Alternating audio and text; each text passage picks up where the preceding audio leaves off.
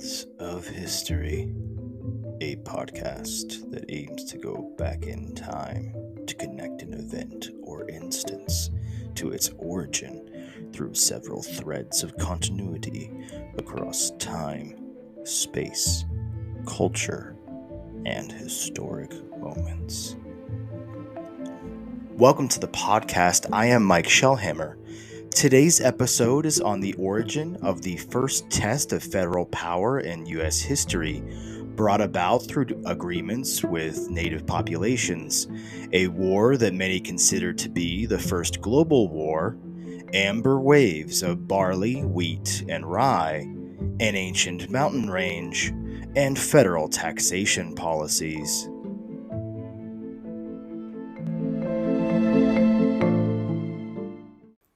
The European colonization and settlement of what would become the United States began with competing claims to land by the English, French, and Spanish. Pennsylvania would become a sizable proprietary colony in British North America. Pennsylvania was a colony, then a U.S. state, which was founded in 1682 by writer William Penn, as a result of the king's debt to his father, Sir William Penn. He founded it as a religious utopia with a strong desire to welcome disadvantaged religious groups and to be fair and just in dealings with the native populations of America. In fact, Penn's dealings with the local Lenape tribe were downright progressively woke for their time. William Penn became the world's largest private, meaning non-royal, landowner with over 45,000 square miles to his name. In the late 17th century, North America east of the Mississippi River was largely claimed by either Great Britain or France. Large areas within this territory had no colonial settlements. The French population numbered about 75,000 and was heavily concentrated along the St. Lawrence River Valley and elsewhere on the coast of Canada. Fewer lived in French settlements like New Orleans, Biloxi, Mississippi, Mobile, Alabama, or in small settlements in the Illinois country, hugging the east side of the Mississippi River and its tributaries. French fur traders and trappers traveled throughout the St. Lawrence and Mississippi watersheds, did business with local Indian tribes, and often married Indian women. Traders married daughters of chiefs, creating high-ranking unions, which, as we know from the Threads of History episode on marriage, is one of the foundational reasons for such an action. One editorial note. You might notice I use the term Indian or Indian American, as well as Native American or native populations, to refer to the first civilizations that were on the North American continent before European exploration and settlement. These terms will be used interchangeably, and they mean no offense. British settlers outnumbered the French 20-1 with a population of about 1.5 million, ranged along the Atlantic coast of the continent from Nova Scotia and the colony of Newfoundland in the north to the province of Georgia in the south. Many of the older colonies' land claims extended arbitrarily far to the west, as the extent of the continent was unknown at the time when their provincial charters were granted. Those land dispute and questions of charters and colonial borders would become problematic very soon. The population centers of the British were along the coast, but the settlements were quickly growing further into the interior. Between the French and British colonists, large areas were dominated by native tribes. The Iroquois Confederation dominated much of upstate New York and the Ohio country. Also in the Ohio country, that included the Algonquin-speaking populations of Delaware and Shawnee, as well as the Iroquoian-speaking Mingos. These tribes were formerly under Iroquois rule and were limited by them in their authority to make agreements.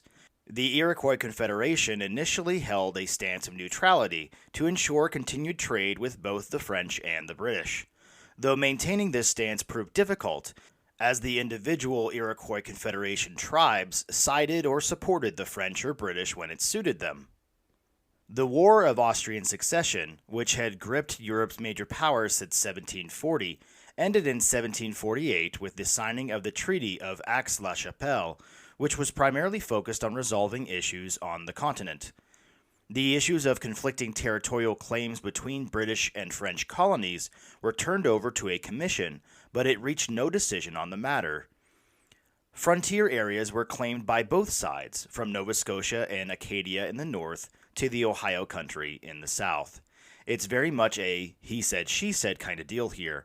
Both said the other should know that their claim was first and the only legitimate claim for one reason or another.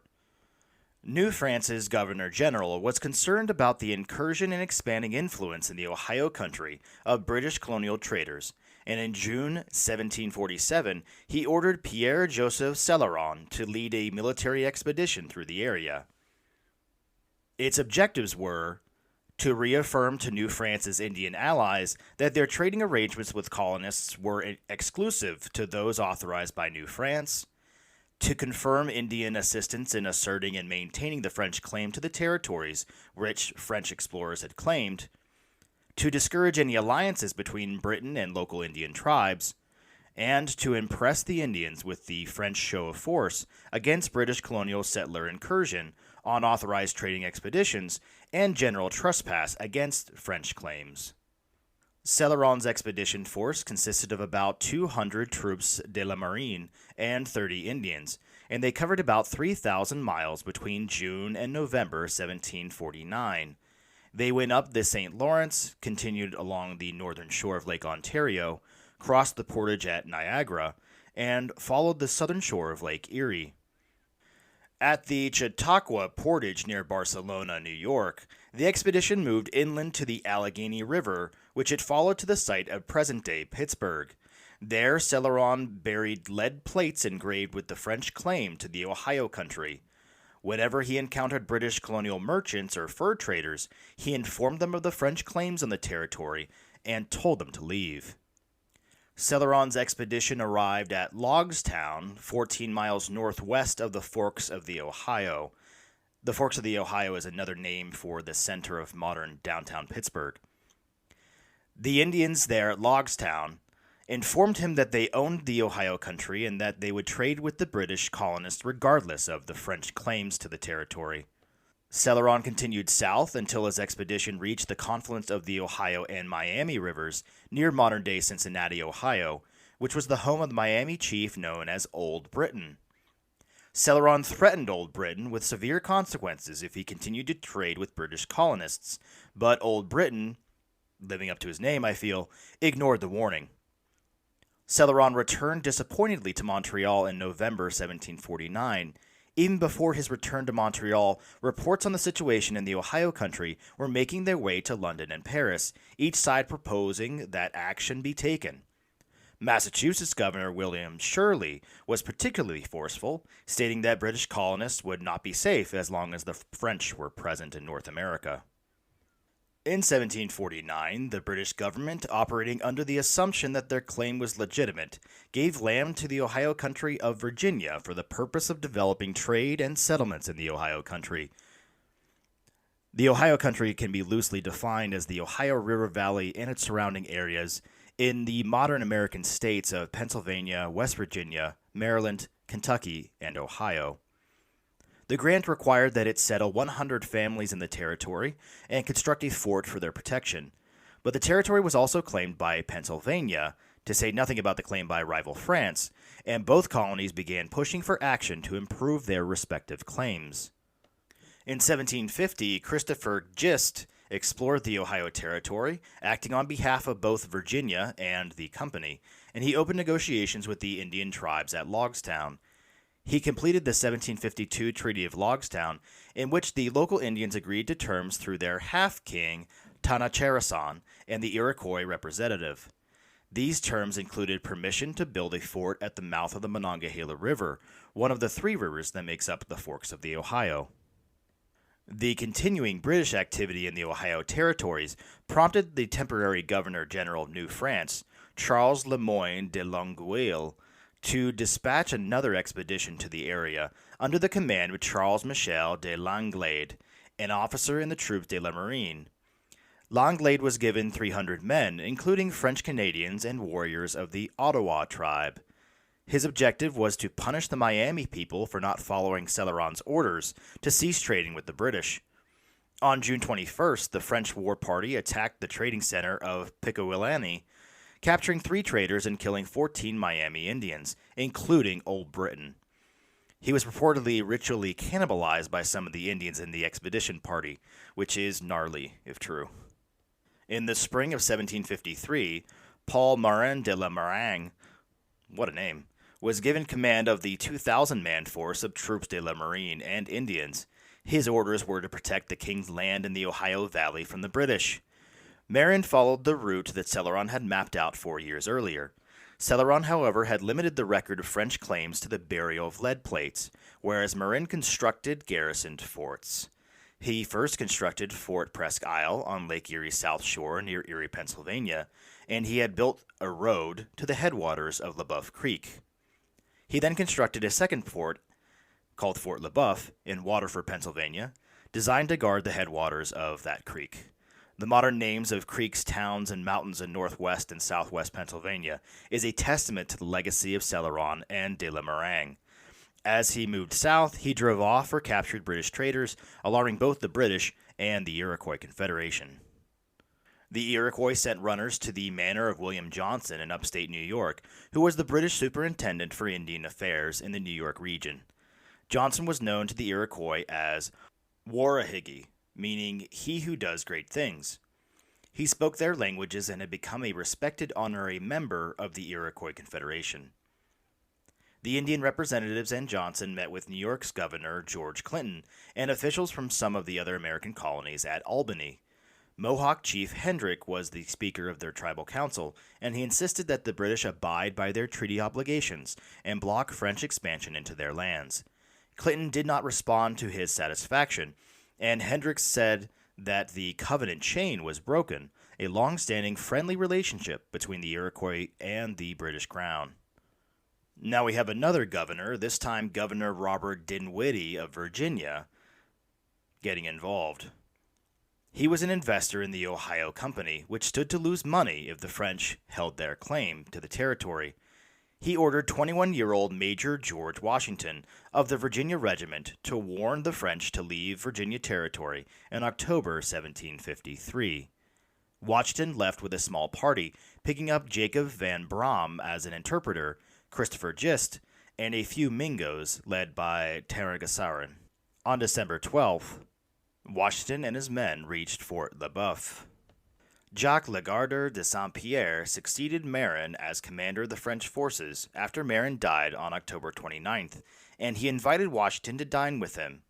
Over dinner, Washington presented Saint-Pierre with the letter from Dinwiddie demanding an immediate French withdrawal from the Ohio country. Saint-Pierre said, quote, "As to the summons you send me to retire, I do not think myself obligated to obey it." Unquote. He told Washington that France's claim to the region was superior to that of the British, since René Robert Cavelier, Sieur Le de Salle, had explored the Ohio country nearly a century earlier. Washington's party left Fort LeBoeuf early on December 16th and arrived in Williamsburg, Virginia, on January 16, 1754. He stated in his report that the French had swept south, detailing the steps which they had taken to fortify the area and their intention to fortify the confluence of the Allegheny and Monongahela rivers. As mentioned before, these are the forks of the Ohio in modern-day Pittsburgh. Even before Washington returned, Dinwiddie had sent a company of 40 men under William Trent to the forks of the Ohio, where they began construction of a small stockade fort in the early months of 1754. General Governor of New France, Michel-Ange Duquesne de Menville, Marquis de Duquesne, sent additional French forces under Claude-Pierre Picardy de Contresor to relieve Saint-Pierre during the same period, and Contresor led 500 men south from Fort Venango on April 15, 1754.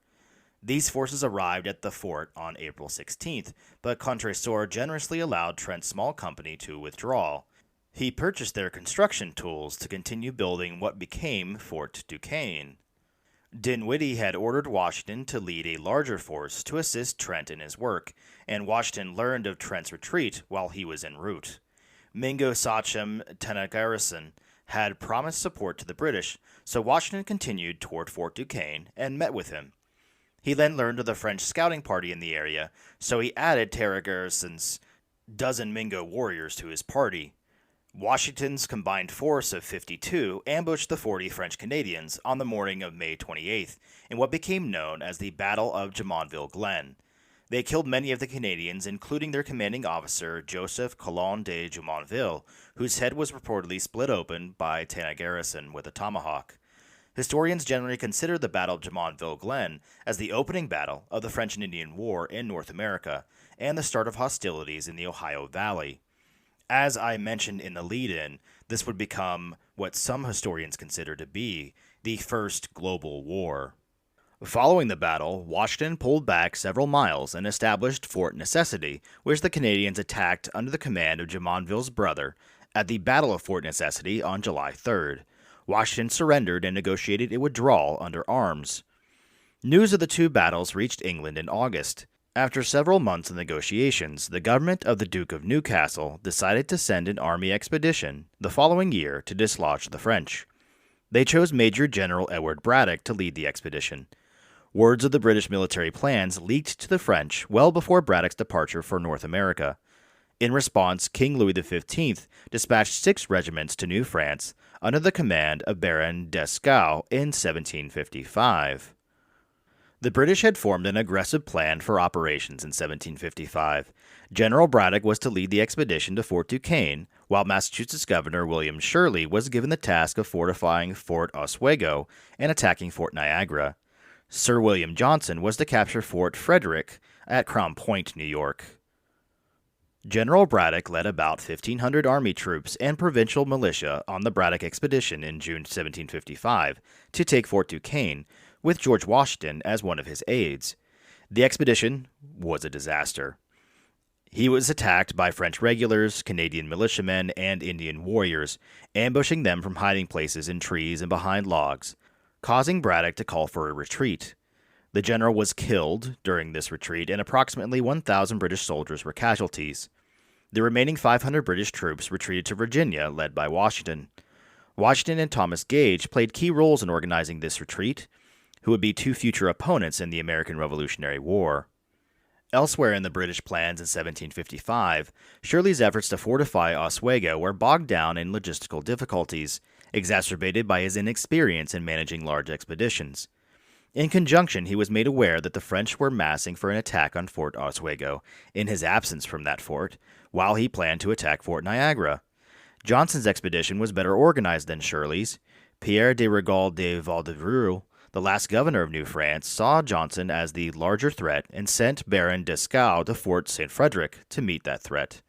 Dieskau planned the attack the British encampment at Fort Edward at the upper end of navigation on the Hudson River, but Johnson had strongly fortified it, and Dieskau's Indian support was reluctant to attack it. The two forces finally meet in the bloody Battle of Lake George between Fort Edward and Fort William Henry. Those are both forts of the British. The battle ended inconclusively, with both sides withdrawing from the field. Johnson's advance stopped at Fort William Henry, and the French withdrew to Ticonderoga Point, where they began the construction of Fort Carillon. Following the death of Braddock, William Shirley assumed command of British forces in North America, and he laid out his plans for the next year, 1756, at a meeting in Albany in December 1755. He proposed renewing the efforts to capture Forts Niagara, Crown Point, and Duquesne. His plan, however, got bogged down by disagreements and disputes with others, including William Johnson and New York's Governor Sir Charles Hardy, and consequently gained little support. In January 1756, Thomas Pelham Holles, Duke of Newcastle and Prime Minister of Britain, placed Lord Loudon in command in North America, with Major General James Abercrombie as his second-in-command. Neither of these men had as much campaign experience as the trio of officers whom French sent to North America that same year. French regular army reinforcements arrived in New France in May, led by Major General Louis-Joseph de Montcalm, and seconded by the Cavalier de Lévis and Colonel Francois Charles de Bourlamaque, all experienced veterans from the War of the Austrian Succession. On May 18th, Britain formally declared war on France, which expanded the war into Europe, where it became known as the 7 Years' War. New France's governor Vaudreuil had ambitions to become the French commander-in-chief, in addition to his role as governor, and he acted during the winter of 1756 before his reinforcements had arrived. Scouts had reported the weakness of the British supply chain, so he ordered an attack against the forts which Shirley had erected at the Oneida Carry. In the Battle of Fort Bull, French forces destroyed the fort and large quantities of supplies, including 45,000 pounds of gunpowder. They set back any British hopes for campaigns on Lake Ontario and endangered the Oswego garrison, already short on supplies. French forces in the Ohio Valley also continued to raid frontier settlements. This led to ongoing alarms along the western frontiers, with streams of refugees headed east. The new British commanders, that was Lord Loudon and Abercrombie, were not in place until July 1756. Abercrombie arrived in Albany but refused to take any significant actions until Loudon approved them, and Montcalm took bold action against Loudon's inaction. He built on Vaudreuil's work harassing the Oswego garrison and executed a strategic feint by moving his headquarters to Point Ticonderoga. With Abercrombie pinned down at Albany, Montcalm slipped away and led the successful attack on Oswego in August. Lord Loudon was apparently a capable administrator, but a cautious field commander, and he planned only one major operation for 1757, which was an attack on New France's capital of Quebec. He left a sizable force at Fort William Henry to distract Montcalm and began organizing for the expedition. He was then ordered to attack Louisbourg before moving on Quebec by William Pitt, the Secretary of State responsible for the colonies. The expedition was beset by delays of all kinds, but was finally ready to sail from Halifax, Nova Scotia in early August. In the meantime, French ships had escaped the British blockade of the French coast, and a fleet awaiting Lord Loudon was at Louisbourg, which outnumbered his. Faced with this strength, Loudon returned to New York amid news that a massacre had occurred at Fort William Henry. Apparently there had been French irregular forces, meaning Canadian scouts and Indians, that had been harassing Fort William Henry throughout the first half of 1757. In early August, Montcalm and 7,000 troops besieged that fort, and they capitulated with an agreement to withdraw under parole. What this means is that they withdrew armed, like the British, from this Fort William Henry, but they were not expected to have any aggressive action against them or take any aggressive action. When the withdrawal began, some of Montcalm's Indian allies attacked the British column because they were angry about the lost opportunity for loot, killing and capturing several hundred men, women, children, and slaves. The aftermath of the siege may have contributed to the transmission of smallpox into remote Indian populations, as some Indians were reported to have traveled from beyond the Mississippi to participate in this campaign, and they took the disease back with them when they returned. This smallpox outbreak may have contributed to the lower contributions by native tribesmen in 1758, and that was not all that was wrong with the new French efforts to take out the British in North America, because the British blockade of the French coastline limited French shipping, and they had a poor harvest and a difficult winter in 1757. As a result, de Montcalm focused his meager resources on the defense of the St. Lawrence Seaway, with primary defenses at Carillon, Quebec, and Louisbourg. The British failures in North America combined with other failures in the European theater and led to Newcastle's fall from power, along with the Duke of Cumberland, his principal military advisor. Newcastle and Pitt joined in an uneasy coalition in which Pitt dominated the military planning. He embarked on a plan for the 1758 campaign that was largely developed by Loudon. He had been replaced by Abercrombie as commander-in-chief after the failures of 1757. Pitt's plan called for 3 major offensive actions involving large numbers of regular troops, supported by the provincial militias, aimed at capturing the heartlands of New France. 2 of the expeditions were ultimately successful. The great French fortress at Louisbourg in Nova Scotia was captured after a siege in July 1758. The Forbes expedition was a British campaign in September to October 1758, with 6,000 troops led by General John Forbes sent to drive out the French from the Ohio country. The French withdrew from Fort Duquesne rather than try to defend it and left the British in control of the Ohio River Valley. 1759, like 1758 before it, would not go well for the French in North America. The British forces captured Ticonderoga and Fort Niagara, and they defeated the French at the Thousand Islands in the summer of 1759. In September of that year, James Wolfe defeated Montcalm in the Battle of the Plains of Abraham, which claimed the lives of both commanders. After the battle, the French capitulated Quebec City to the British after a 3-month-long siege. As such, the British would push the French out of the western frontiers in North America. Along with victories in Europe, the French would come out defeated.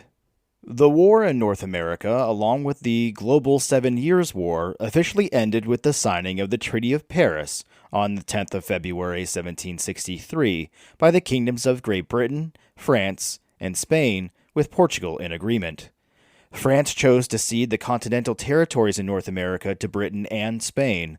They viewed the economic value of their Caribbean islands' sugar to be greater and easier to defend than the furs from the continent. The British were happy to take New France, as defense of their North American colonies would no longer be an issue. Spain traded Florida to Britain in order to regain Cuba, but they also gained Louisiana from France, including New Orleans, in compensation for their losses. Great Britain and Spain also agreed that navigation on the Mississippi River was to be open to vessels of both nations. The war changed economic, political, governmental, and social relations among the 3 European powers, their colonies, and the people who inhabited those territories. France and Britain both suffered financially because of the war, with significant long-term consequences. The 7 Years' War nearly doubled Great Britain's national debt. The Crown sought sources of revenue to pay it off and attempted to impose new taxes on its colonies. These attempts were met with increasingly stiff resistance until troops were called in to enforce the Crown's authority.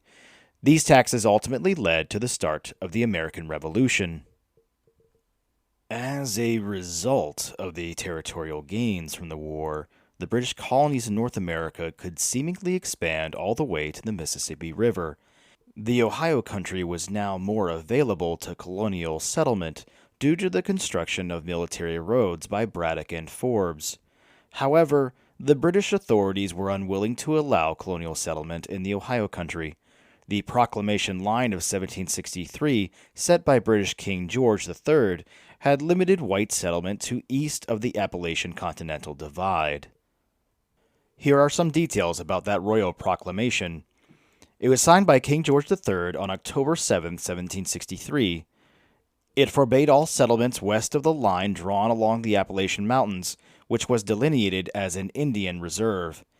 Exclusion from the vast region of Trans-Appalachia created discontent between Britain and colonial land speculators and potential settlers in colonies like Pennsylvania and Virginia. The demarcation was only a temporary impediment to a rising tide of westward-bound settlers. The proclamation and access to western lands was one of the first significant areas of dispute between Britain and the colonies and would become another contributing factor leading to the American Revolution. Those roads and tracks through the ancient Appalachian mountain range did indeed open up western Pennsylvania to further white settlement. Scotch, Irish, and later German immigrants from big eastern cities like Philadelphia, New York, and Boston would flock to the frontier for its abundant land and water resources. Life was not easy, and the trek west would mean that they would have to contend with the Allegheny Front.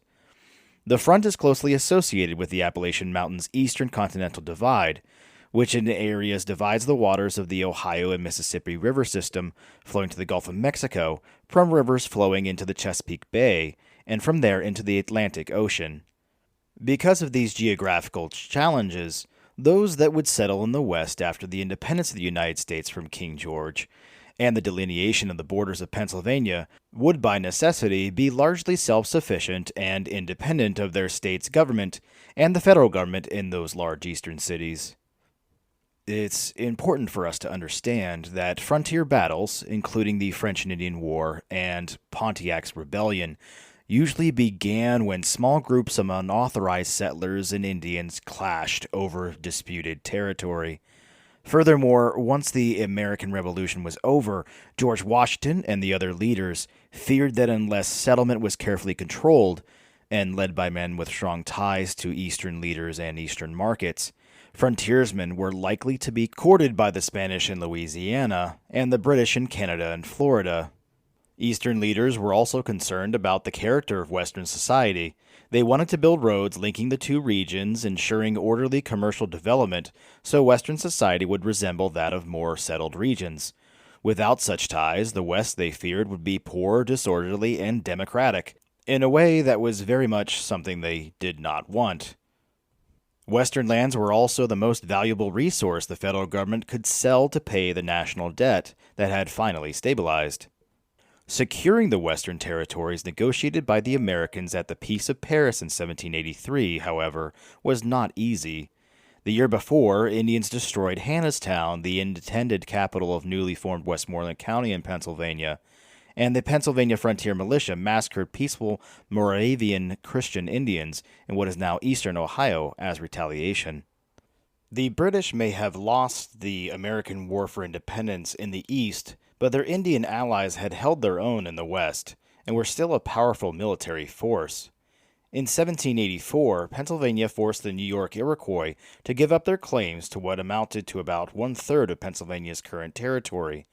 In the years that followed, Pennsylvania tribes not party to this and other treaties attempted to coexist, flee west, or continue to launch periodic attacks against white settlers along the western border of the state. Indian armed resistance strengthened when white settlers made their way onto their lands in western Pennsylvania and into the Ohio Valley. In 1790, Little Turtle and 1,500 Miami, Wabash, and Shawnee warriors overwhelmed Pennsylvania troops that General Josiah Harmer had led into the Ohio Valley to subdue them. The following year, General Arthur St. Clair led his 2,100 troops into one of the worst defeats in the history of the American Indian Wars. Regardless of the defeats, momentum for settlement would not be stopped. The succession of forced treaties and military actions opened the lands north and west of the Alleghenies to investors, speculators, and settlers. Settlers poured into the woods of western Pennsylvania and carved out farms and settlements as investors back east bought up millions of acres. Southwestern Pennsylvania, what is today Washington, Greene, and Fayette counties, was the first region to experience settlement. All of George Washington's western lands were located here, as he was reasonably confident that it would become part of Virginia. In 1771, Washington had bought 2,800 acres in what is present-day Washington County, which is an appropriate name. Beginning in 1785, Pennsylvania disposed of 600,000 acres of newly acquired donation lands in the West to pay veterans for their services during the Revolutionary War. By 1800, they had incorporated 14 new counties in Pennsylvania. Generous state land sales and the promise of rich soil attracted tens of thousands, including those war veterans, the impoverished sons and daughters of farm families in New England, and immigrants from Northern Ireland and Germany. Western Pennsylvania also contributed to the Commonwealth's tradition as a haven for religious separatists and dreamers. With its boundaries now fixed, more than half the state of Pennsylvania laid north and west of the Allegheny Plateau, the Appalachian Mountains, and its treacherous Allegheny front. To carry the wealth of its western lands to markets in the east, Pennsylvanians funded ambitious and expensive road building and navigational improvement projects. Overland travel had always been harder and more expensive than movement on water. Despite the difficulties and dangers, the population of Pennsylvania west of the Allegheny Mountains soared from 17,000 in 1790 to 139,000 10 years later. In these years, Pittsburgh began to emerge as a great city of the West. During the American Revolution, eastern Pennsylvanians were so preoccupied with suppressing Loyalists and fighting the British that they did little to defend the frontier. It is almost impossible to imagine a new government established under a Federalist Constitution in 1789 to collect excise and property taxes in the western regions in 1790. However, determination, political will, and strength of arms would change that reality soon. As I mentioned at the beginning of this episode, this thread of history involves tax policies and a test of federal power. The title of the episode, Whiskey Rebellion, gives away how many people in western Pennsylvania felt about taxation. Much of this section of the episode pulls from the book The Whiskey Rebellion and the Rebirth of Rye, a Pittsburgh Story, gifted to me by a dear friend this past Christmas, along with a generously sized bottle of whiskey. In 1791, the Secretary of the Treasury, Alexander Hamilton, yes, our friend once again, A. Ham, is involved here. He advocated for an excise tax to help pay off the federal government's debts, much of which was actually state debt from the Revolution. This would be the first national excise tax in U.S. history. When Congress passed the national excise tax that included whiskey, the two major distilling regions, Western Pennsylvania and Kentucky, regarded it as an unfair burden. Why should they be exclusively and unfairly taxed to pay off the national debt and benefit wealthy Easterners? To small distillers, those that make whiskey, this law also had a class dimension. The new tax allowed distillers to pay for the actual amounts of whiskey they produced, or to pay an amount based on their still's annual capacity.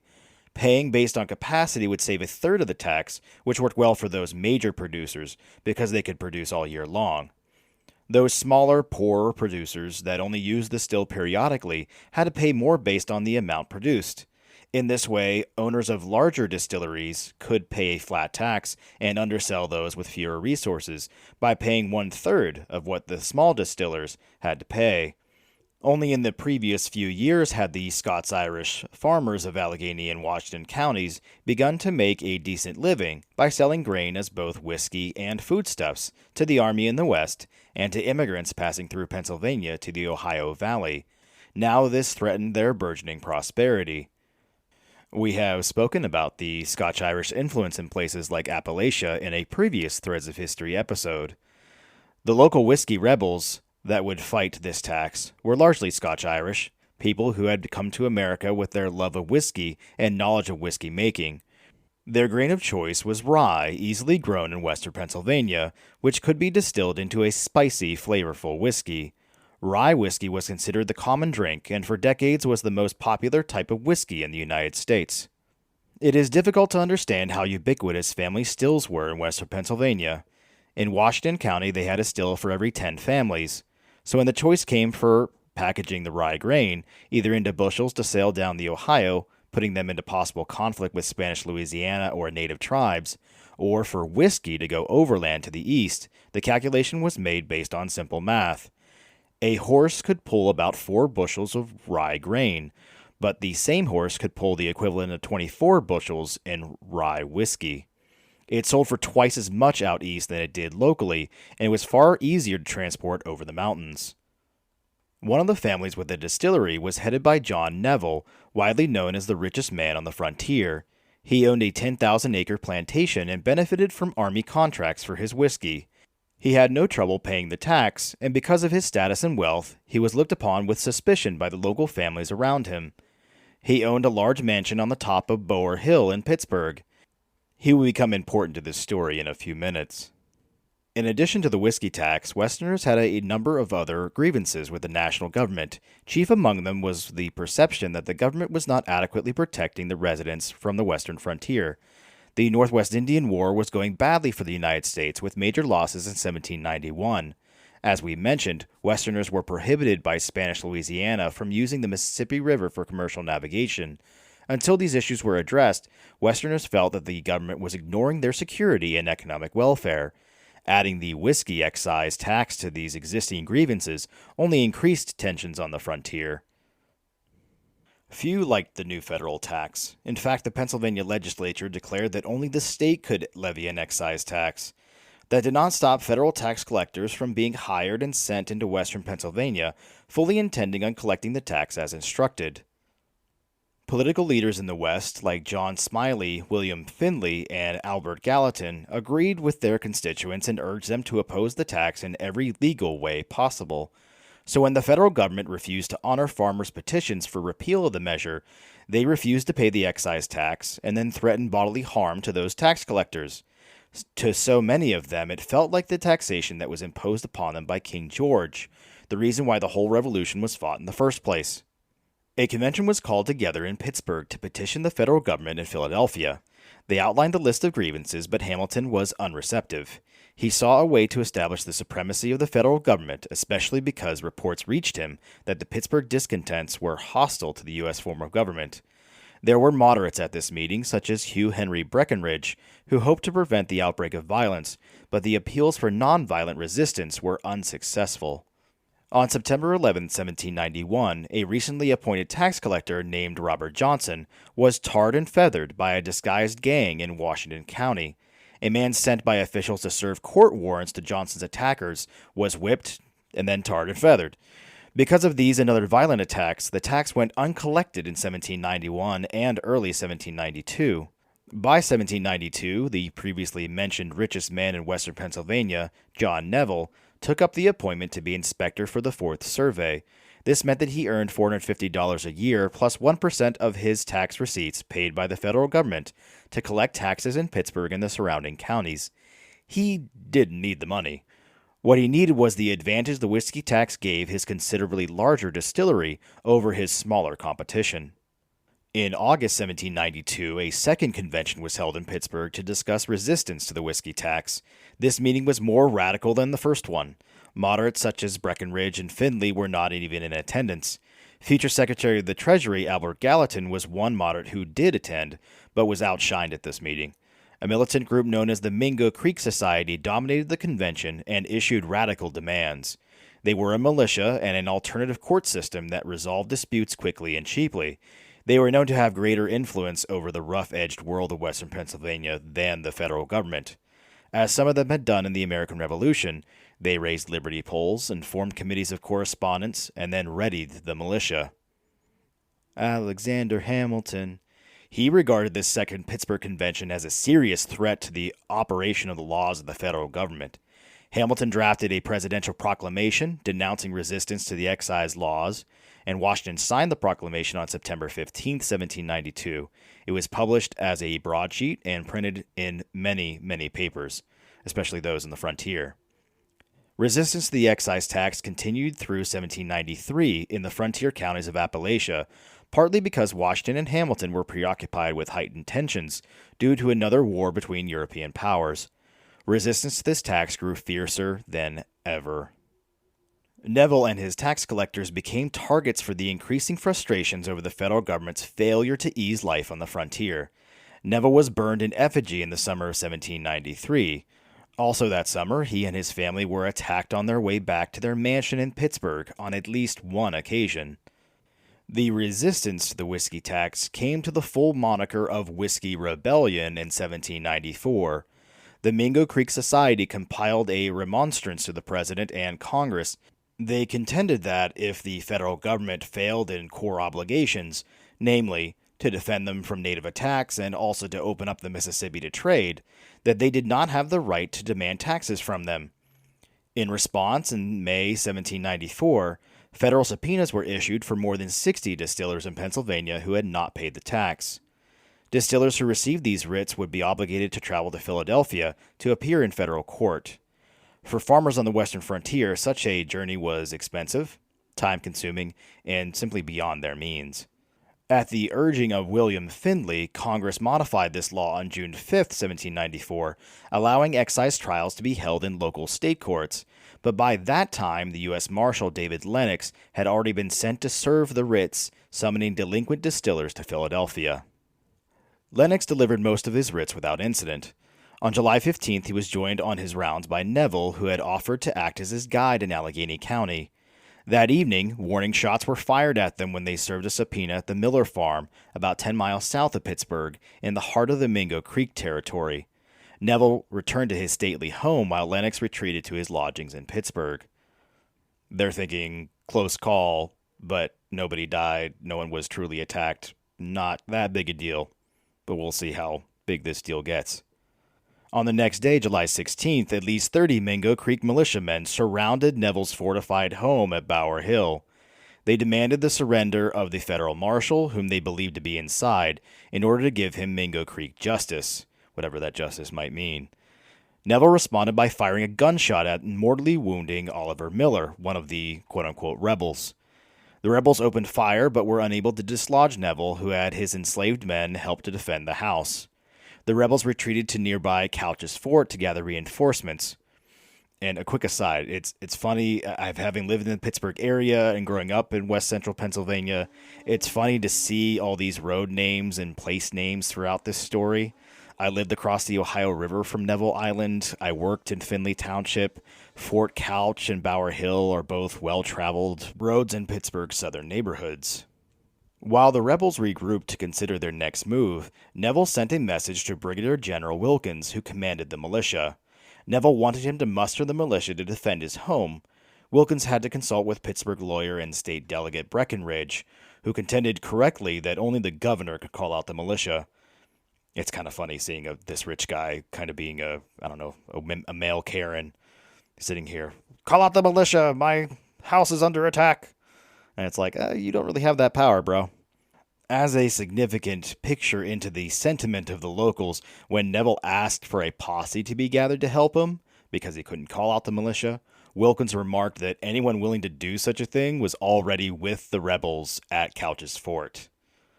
The following day, the rebels returned to Bower Hill. Their force had swelled to nearly 600 men, now commanded by Major James McFarland, a veteran of the Revolutionary War.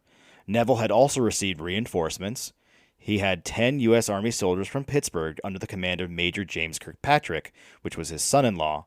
Before the rebel force arrived, Kirkpatrick had Neville leave the house and hide in a nearby ravine. David Lennox and Neville's son Presley also returned to the area, but they were actually intercepted and captured by the rebels. Following some fruitless negotiations, the women and children were allowed to leave the house, and then both sides began firing. After about an hour, McFarland called a ceasefire. According to some, a white flag had been waved in the house. As McFarland stepped out into the open, a shot rang out from the house, and he fell mortally wounded. Believing Kirkpatrick had deliberately tricked McFarland into the open, the enraged rebels began to set fire to the outbuildings, then to the mansion itself. Seeing as he was outnumbered and now in mortal danger due to the fire, Kirkpatrick and those inside surrendered. The rebels let them go, everyone in the house, including the U.S. Army regulars, but held Kirkpatrick under custody by a justice of the peace, David Hamilton, who would eventually allow Kirkpatrick to rejoin his family in Pittsburgh the following day. The rebels still had Presley Neville and David Lennox. That was, until they had Lennox swear on the dead body of McFarland that he would not return the served subpoenas to Philadelphia. The total number of casualties at Bower Hill is unclear. McFarland and at least one or two rebels were killed, and one U.S. soldier may have died from wounds received in the battle. The rebels came together at the Mingo Creek Meeting House. While there, new radical leaders emerged, such as David Bradford, urging violent resistance against all institutions of the government. Many men in power within the Whiskey Boys called on Breckinridge to give his opinion and represent the people of Pittsburgh. Breckinridge walked a fine line, condemning the actions as treason in his legal opinion, but also as a morally correct course. They decided they would send a letter to President Washington to ask for a general amnesty, but not go forward with it until representatives from all 5 counties in western Pennsylvania had delegates in support of it. They agreed to meet in 3 weeks with representatives from those other counties. However, David Bradford did not want to wait. On July 26, a group of men under his command robbed the U.S. mail as it left Pittsburgh, hoping to discover who in the town opposed them. They found several letters that condemned the rebels. Now they knew who they could trust. Some of the most radical protesters wanted to march on Pittsburgh, loot the homes of the wealthy, and then burn the town to the ground. Others wanted to attack Fort Fayette, where the U.S. Army garrison was headquartered. Pittsburghers caught wind of the news and formed a committee to respond. The rebels ultimately decided they would call for the banishment of Major Kirkpatrick, Presley Neville, and anyone who wrote letters about the rebellion. Bradford and his band called for the Pennsylvania militia to meet at their usual mustering area, called Braddock's Field, about 8 miles east of Pittsburgh, to discuss what might happen next. On August 1st, about 7,000 people gathered at Braddock's Field. The crowd consisted of the Mingo Creek Society, men from the countryside, the group that attacked Bower Hill, leaders like David Bradford, and a committee from Pittsburgh led by Breckinridge. Breckinridge once again used his tactics of deflection and delay, advising them when they expressed a desire to take Fort Fayette that an attack would end over 1,000 of their lives. He told them that the city could come to some other arrangement that would result in the least amount of blood being spilled. The next morning, Breckinridge prevailed. Bradford and the militia would limit the protest to a defiant march through the town. Breckinridge would even throw in 4 barrels of his whiskey as a show of support for this arrangement. They also agreed to have Kirkpatrick and Presley Neville banished. In Pittsburgh the following day, with Bradford leading them, the militia marched through the town. Some wanted to set fire to the Nevilles and Major Kirkpatrick's houses, along with any of the bad-mouthing letter writers. They relented, luckily, but Kirkpatrick's barns across the river were burned. Kirkpatrick had to escape under cover of darkness for fear that they would be assaulted as he carried out his own banishment. Meanwhile, you still had that scheduled meeting with all the different delegates from the counties, and that was to happen at Parkinson's Ferry on August 14th. But before that day could come, the tax collector Benjamin Wells in Westmoreland County would be turned out of his home and be forced to resign his post. This was before rebels led by Philip Wiggle burned that house to the ground. Wells fled east to Philadelphia and reported on the state of insurrection that was happening in western Pennsylvania because of this whiskey tax. Liberty poles were raised in various places as the news traveled, worrying the federal officials. As news was heard in Philadelphia, President Washington was confronted with what appeared to be an armed insurrection in western Pennsylvania, and he proceeded cautiously, while determined to maintain governmental authority. He did not want to alienate public opinion, so he asked his cabinet for written opinions about how to deal with the crisis. The cabinet recommended the use of force except for Secretary of State Edmund Randolph, who urged reconciliation. Washington, ever the strategist, did both. He sent peace commissioners Attorney General William Bradford, Justice Jasper Yates of the Pennsylvania Supreme Court, and Senator James Ross to meet with the rebels while simultaneously raising a militia army to come attack them. Washington privately doubted that the commissioners could really accomplish anything and believed that a military expedition would be needed to suppress further violence. Before Washington could raise the Militia Act of 1792 required a justice of the United States Supreme Court to certify that law enforcement was beyond the control of local authorities. Justice James Wilson delivered his opinion that western Pennsylvania was indeed a state of rebellion in early August. So on August 7th, Washington issued a presidential proclamation announcing with regret that the militia would be called out to suppress the rebellion. He commanded insurgents in western Pennsylvania to disperse by September 1st. It is now that we finally arrive at the August 14th date with the planned meeting at Parkinson's Ferry, which is funny because it's now known as Whiskey Point in present-day Monongahela. There were 226 whiskey rebels from 5 counties that came there. The convention here considered resolutions that were drafted by Breckinridge, Aber Gallatin, and David Bradford. The convention also appointed a committee to meet with the peace commissioners who had been sent west by Washington. At this meeting, Gallatin presented an eloquent speech in favor of peace and against proposals from Bradford to encourage further revolt. It seemed that the harsher and more violent options were struck down, but it is too late. How can they put the genie back in the bottle here? You had a militia being raised to come get you by freaking President Washington, the hero of the American Revolution. Beginning on August 21st, the commissioners met with a committee of Westerners that included Breckinridge and Gallatin.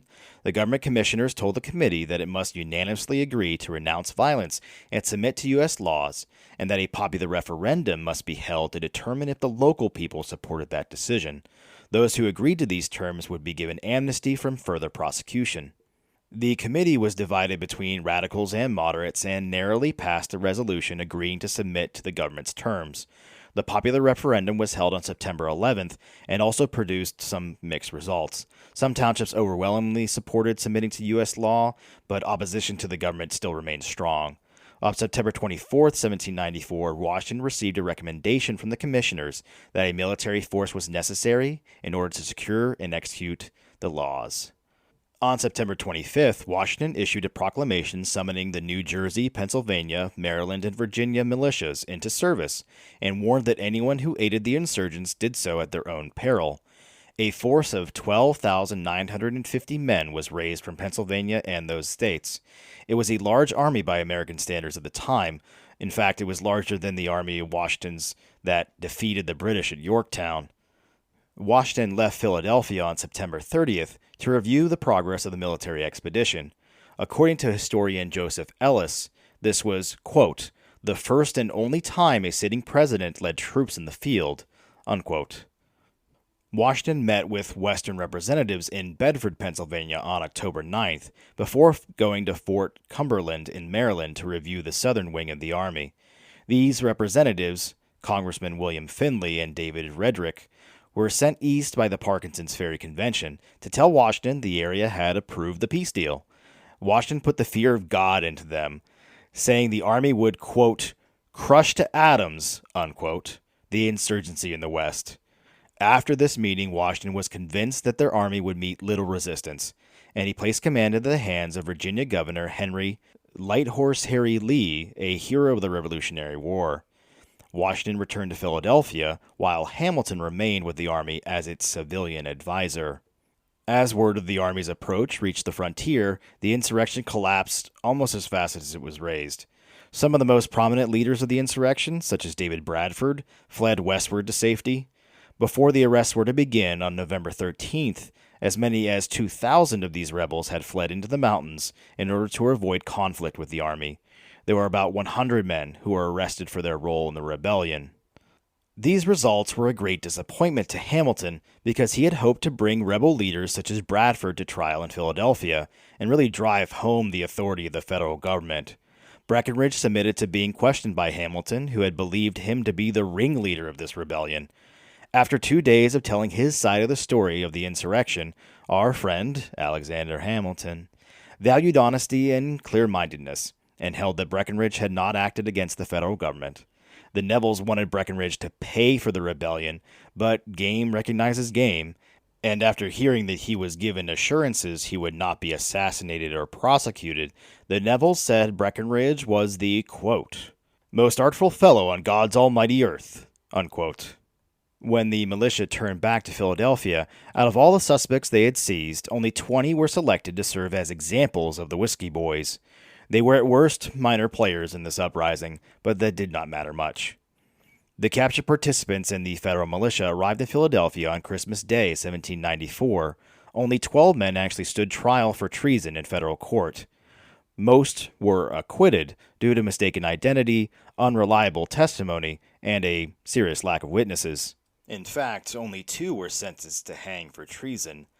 Philip Wiggle and John Mitchell were convicted.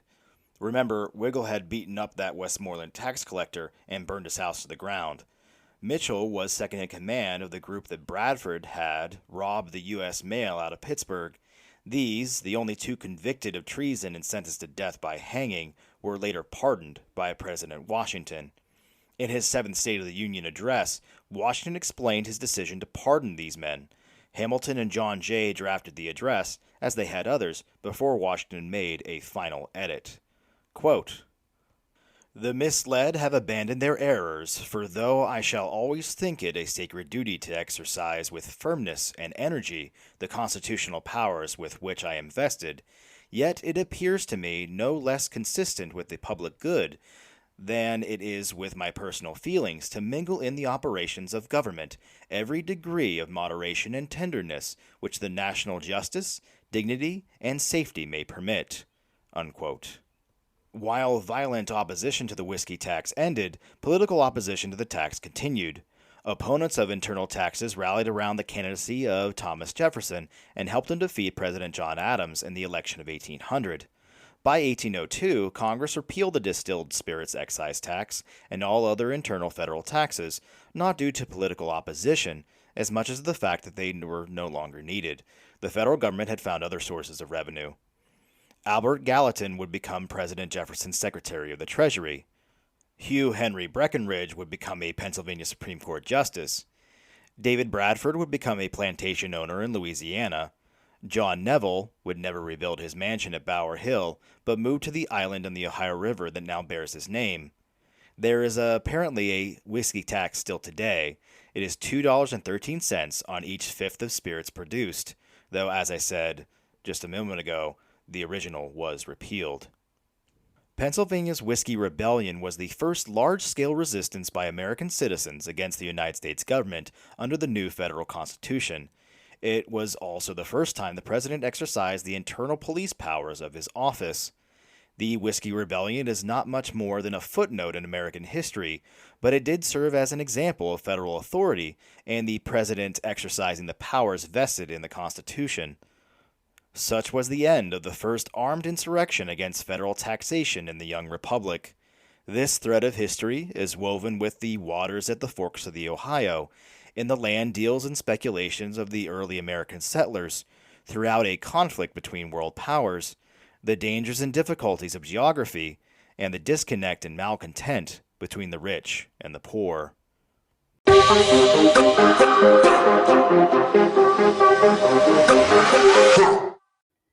Thank you for listening to this episode on the Whiskey Rebellion. This has been Threads of History. I am Mike Shellhammer. Thank you for listening. You can email your comments and suggestions to threads.historypodcast@gmail.com. Listen to more Threads of History on Anchor, Google Podcasts, Apple Podcasts, and Spotify.